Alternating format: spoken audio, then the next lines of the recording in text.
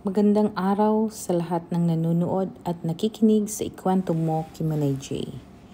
Ito po ay hango sa sulat na padala ng ating mga letter senders hango sa kanilang karanasan sa totoong buhay.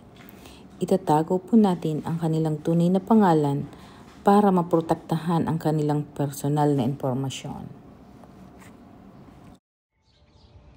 Dear Manay J, tawagin niyo na lang po ako sa pangalan ng Leo. Nais ko pong ibahagi ang natatangi kong kwento, naway magbigay po ng inspirasyon, pag-asa at aral sa ating mga tagapakinig.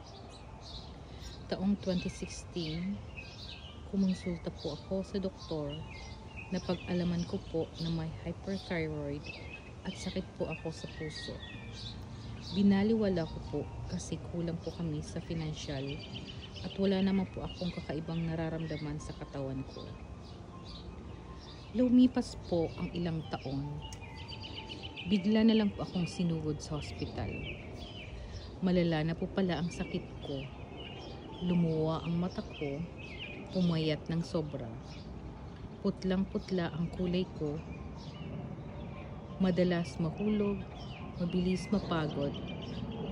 Almost 2 years po akong nakahiga at nakaupo. Dasal lang po ako ng dasal sa Panginoon po at sa pamilya lang po ako pumupugot ng lakas ng loob.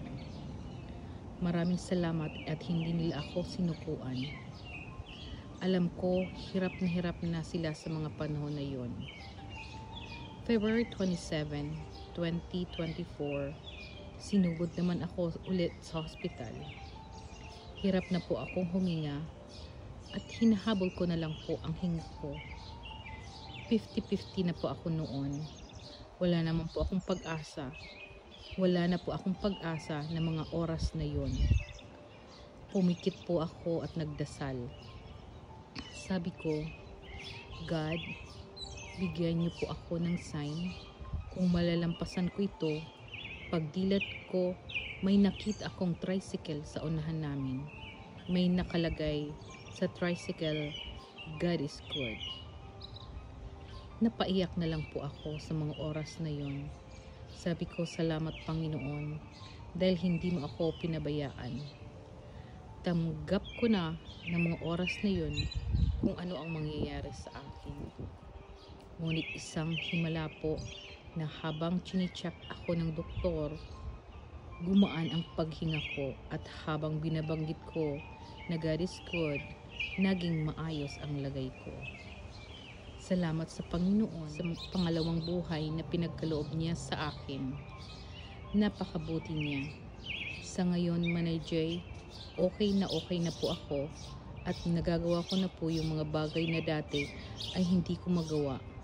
Nagagampanan ko na po ang tungkulin ko bilang asawa at nanay.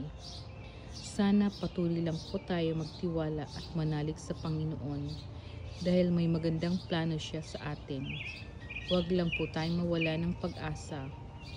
God said, call unto me and I will answer you. Hanggang dito na lamang po ang aking kwento. Maraming salamat po. Lay.